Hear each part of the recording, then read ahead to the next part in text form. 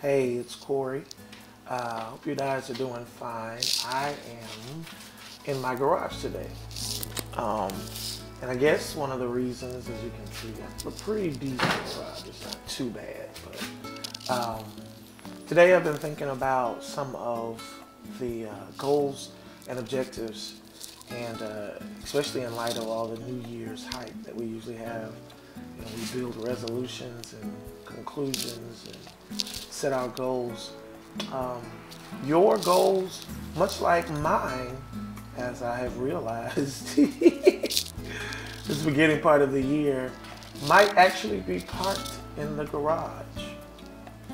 So, we're in the garage and we're gonna get our engines running and going, and get some mobility to the things that we desire to see come to pass this year. So, one of the pieces of some fuel for you. Can I say some fuel for you? Thinking about Abraham and Isaac, and there are a multitude of ideas there, but here's a couple of things that you want to think of.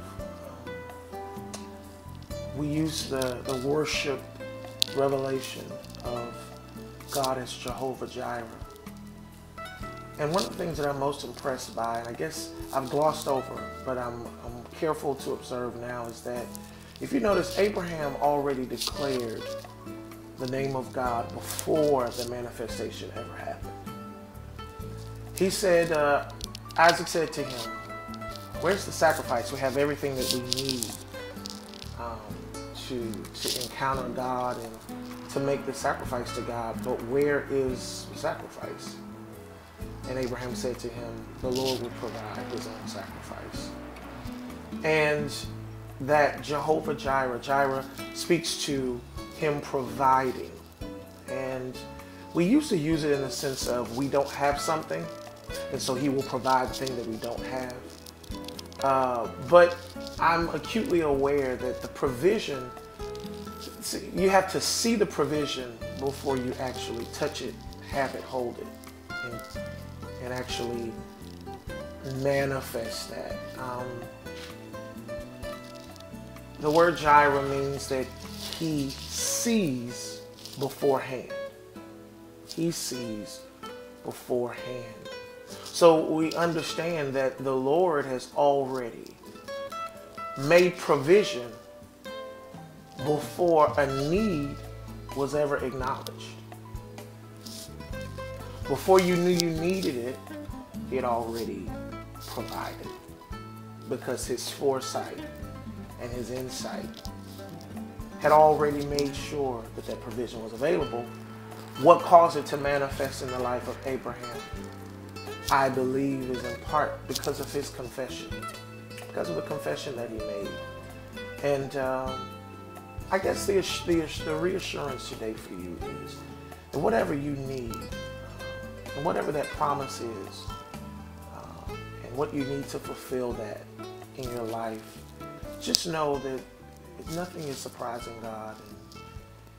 And ultimately, he is Jireh because he already provided it, because he already saw it and met the need. And that should get our cars out of the garage and get us out of park so that we can get on the journey, because that's what's left for you to do now. Go on the journey. Prepare the sacrifice that you have, and know that in the bush, in the least expected place perhaps, the Lord has caught the sacrifice or caught the provision. Here's the other idea, thinking that the Lord will provide for his own self. It was silly to think that we have anything that could actually appease God. There's nothing that we have that he has not first given to us. And whatever his desire is, as our bishop says, you know, God pays for what he orders. And so today I've decided that I'm not going to get bogged down in the details, but he's already provided, and I'm just going to go on the journey and expect that somewhere in the bush, that by the horns, The ram's horn represents a sound. And so by the sound of my petition, by the sound of my confession of faith, by the sound of my praise and my celebration, my adoration, my expectation, and my trust, my full confidence that I release in worship and in sayings that affirm what is true, that it will be caught by that very sound, because that horn is an instrument of sound. And so whatever is needed to bring to pass the desires and full intention of God, by the sound I release, I believe God will catch hold of it and make it available so that he can be satisfied, that the purposes of God can stand. Vroom, vroom. Let's roll, y'all.